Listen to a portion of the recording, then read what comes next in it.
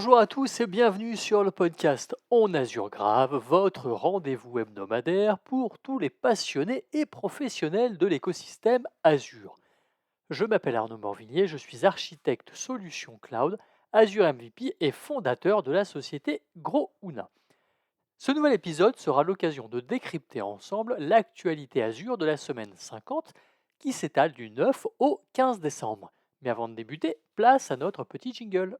Bienvenue sur le podcast En Azure Grave dans lequel nous décryptons l'actualité du cloud Microsoft Azure semaine par semaine. Pour ne rien rater de nos épisodes, n'oubliez pas de vous abonner. Alors, au menu de cet épisode, nous allons évidemment débuter avec les articles de la semaine, nous continuerons avec les annonces en JA et nous terminerons par les annonces en preview.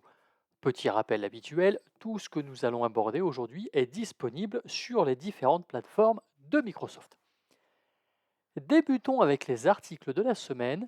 Et si je vous disais que les solutions SIEM pour Security Information and Event Management sont essentielles pour détecter et répondre aux cybermenaces dans les centres d'opération de sécurité, plus communément appelés SOC, est-ce que vous me croirez? Toutefois, les outils traditionnels montrent leurs limites. Ils sont coûteux, difficiles à maintenir et peinent à suivre l'évolution rapide des menaces. Dans ce contexte, Microsoft Sentinel se distingue comme une solution cloud native conçue pour répondre aux besoins actuels. Essayons d'évoquer trois avantages concrets. La flexibilité et la réduction des coûts. Sans infrastructure locale, Sentinel permet aux entreprises de s'adapter rapidement tout en maîtrisant les dépenses. L'automatisation et l'IA. En effet, grâce à l'intelligence artificielle, Microsoft Sentinel identifie rapidement les menaces complexes et réduit les faux positifs, ce qui optimise l'efficacité des équipes de sécurité. Prenons l'exemple d'analystes qui peuvent résoudre des incidents jusqu'à 30% plus rapidement grâce au playbook automatisé et aux outils comme Security Copilot. Et enfin, une intégration complète, puisque Sentinel s'intègre avec Azure, Microsoft 365 et plus de 350 autres sources de données, offrant une vue unifiée de la sécurité, même dans des environnements multi-cloud.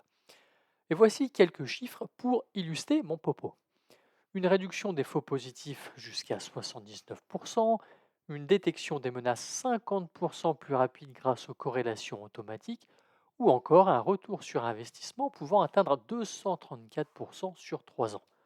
Vous l'aurez compris, Microsoft Sentinel aide les entreprises à anticiper et neutraliser les cybermenaces grâce à l'intelligence artificielle, à des flux de renseignements mondiaux et à des solutions prêtes à l'emploi.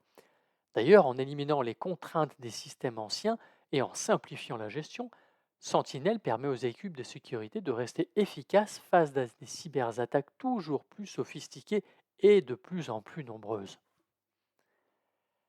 Parlons maintenant d'un service que nous évoquons de temps en temps à ce micro, à savoir Azure Maps. Pour rappel, Azure Maps propose des API de cartographie et de localisation permettant aux entreprises d'intégrer des fonctionnalités géospatiales dans leurs solutions.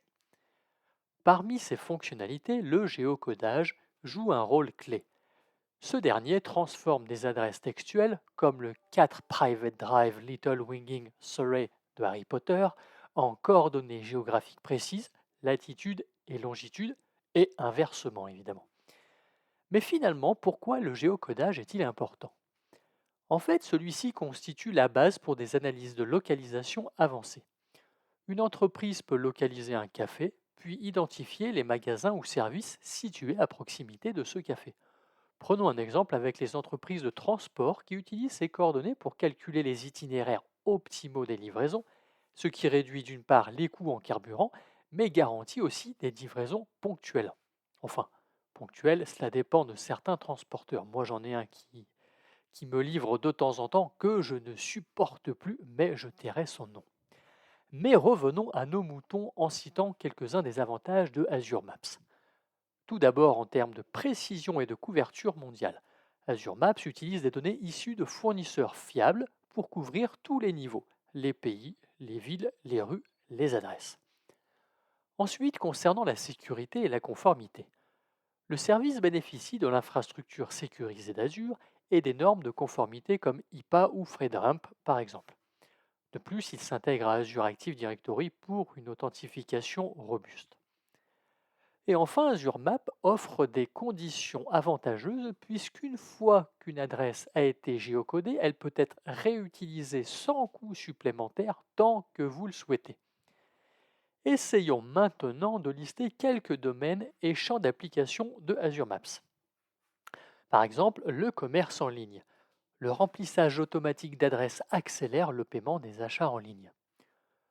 Concernant le marketing ciblé, les magasins peuvent proposer des offres adaptées à la localisation de leurs clients. En effet, un restaurant envoie une promotion aux clients qui habitent à proximité pour les inciter à venir manger chez lui. Ou encore la santé publique, où les organisations cartographient les zones d'épidémie pour optimiser la distribution des traitements. Pour résumer, Azure Maps simplifie et optimise les services basés sur la localisation, facilitant des applications innovantes dans des secteurs comme le commerce, la santé ou encore la logistique. Terminons avec un sujet sécurité où Microsoft Defender XDR s'illustre une nouvelle fois dans les évaluations de sécurité MitraTax en démontrant sa capacité à détecter et stopper les cyberattaques sur différents systèmes d'exploitation tels que Windows, Linux et macOS. Évoquons différents points clés. Point numéro 1, détection efficace et précise sans faux positifs. Microsoft Defender XDR a réussi à identifier 100% des attaques simulées tout en évitant les faux positifs, c'est-à-dire des alertes erronées qui perturbent souvent les équipes de sécurité. Exemple, si une activité normale comme le partage de fichiers avait été considérée comme suspecte, cela aurait pu créer une surcharge pour les analystes. Ici, seules les vraies menaces ont été signalées. Point numéro 2, détection multiplateforme améliorée. Sur Linux, Defender XDR s'appuie sur un outil avancé pour surveiller le trafic réseau, tandis que sur macOS, il utilise une analyse comportementale approfondie pour détecter les menaces émergentes. Exemple, des comportements malveillants comme l'accès suspect à des fichiers système sur Mac sont identifiés avec précision, même s'ils ressemblent à des activités légitimes effectuées par des applications courantes comme Adobe ou OneDrive. Point numéro 3, capacité innovante grâce à l'IA. Elle est partout, cette IA. Microsoft Security Copilot, une IA spécialisée pour la sécurité, aide les analystes à comprendre rapidement le rôle des scripts ou des fichiers suspects dans une attaque. Dernier point, la protection contre les ransomware via la surveillance de chiffrement à distance. Microsoft Defender XDR offre une visibilité unique sur les tentatives de chiffrement à distance, une méthode utilisée dans 70% des attaques par ransomware. Exemple, même si un appareil non protégé tente de chiffrer d'autres machines, Defender XDR peut détecter cette activité et stopper la propagation. Il s'avère que Microsoft insiste sur l'importance de réduire les faux positifs tout en assurant une détection précise afin que les différentes équipes puissent se concentrer sur les véritables menaces. Cette approche permet de gagner du temps et d'améliorer la protection des entreprises sans générer de bruit inutile. On peut résumer en disant simplement que Microsoft Defender XDR se positionne comme une solution fiable pour sécuriser les environnements IT modernes en alliant précision, innovation et couverture multiplateforme, notamment face aux menaces complexes comme les ransomware qui sont de plus en plus présents dans le monde qui nous entoure. Nous en avons terminé avec les articles de la semaine, nous pouvons enchaîner avec les annonces en JA et nombre d'entre elles concernent AKS. Débutons avec la fonctionnalité de déploiement automatisé AKS qui a reçu des mises à jour d'interface utilisateur conçues pour faciliter la prise en main par les clients. Grâce à ces nouvelles améliorations, vous pouvez désormais sélectionner des emplacements spécifiques pour enregistrer les fichiers Dockerfile et les fichiers manifestes Kubernetes générés automatiquement. Ensuite, AKS supporte dorénavant les backups dans les vaults au travers de Azure Backup, ce qui vous permet une reprise après sinistre interrégionale, une conservation à long terme et une sécurité immuable de vos données stockées dans vos conteneurs.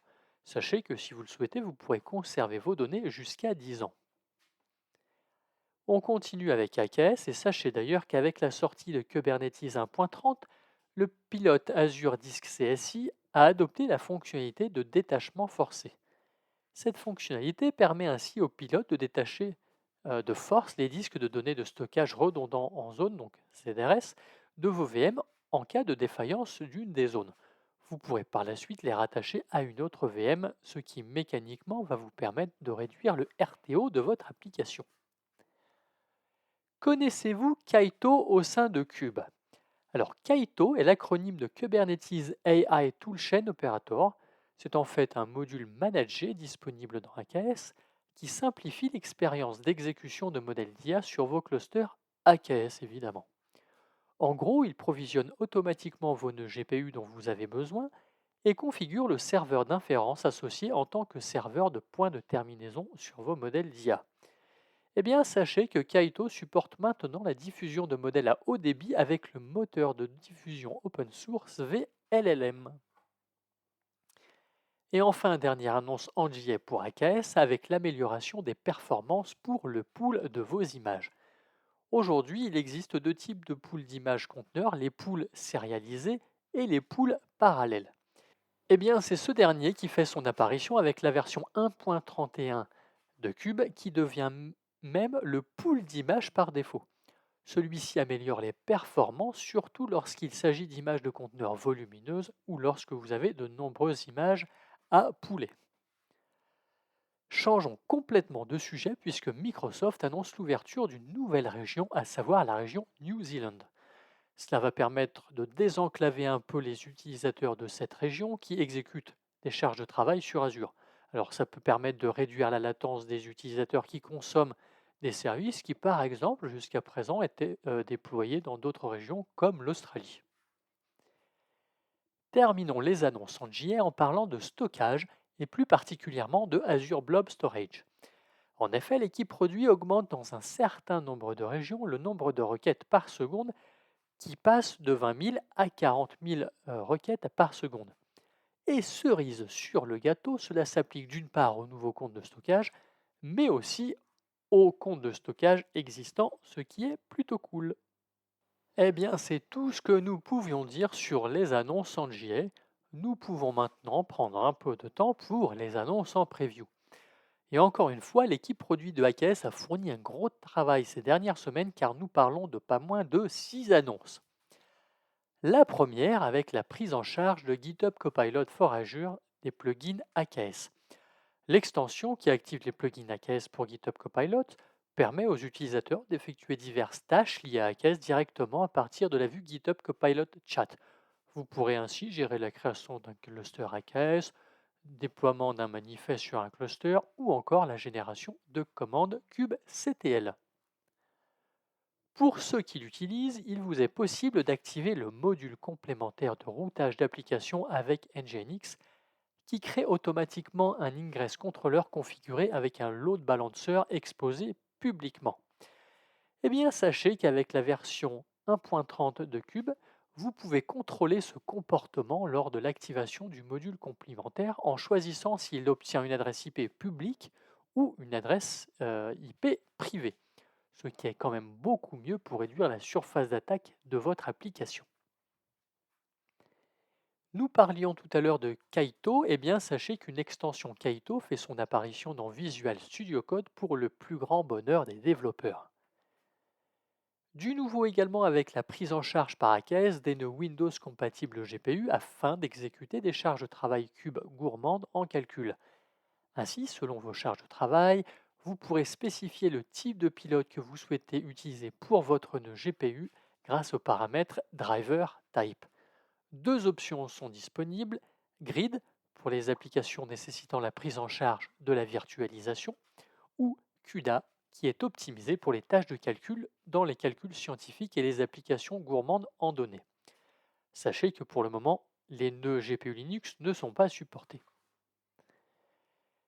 Toujours sur AKS, où actuellement n'importe quel pod peut accéder au point de terminaison Azure Instance Metadata Service, qui permet de récupérer des métadatas de vos ressources.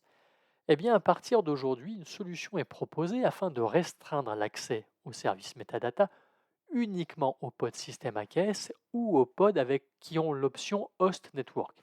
Cela va donc limiter la récupération d'informations qui peuvent être sensibles. La dernière annonce AKS concerne l'arrivée de l'outil AKS Communication Manager. Alors, ce dernier vous permet de surveiller vos mises à niveau en fournissant des alertes en temps voulu sur les déclencheurs d'événements et leurs résultats. L'idée est en fait de simplifier les notifications pour toutes vos tâches de maintenance AKS à l'aide des infrastructures Azure Resource Notification et Azure Resource Graph. Terminons cet épisode de podcast avec le service Azure Automation. En effet, à partir du 7 janvier 2025, de nouvelles limitations rentrent en vigueur, comme le nombre de tags qui passe à 15 ou encore le maximum job stream limit qui passe quant à lui à 1 méga. Vous pourrez retrouver l'ensemble de ces nouvelles limites dans le lien que je mettrai en commentaire de ce podcast. Eh bien, notre épisode touche à sa fin. Merci d'avoir pris le temps de nous écouter. N'hésitez pas à le partager, à vous abonner si ce n'est pas déjà fait. Et pour ma part, je vous donne rendez-vous la semaine prochaine pour un nouvel épisode. D'ici là, je vous souhaite une excellente journée. À très vite.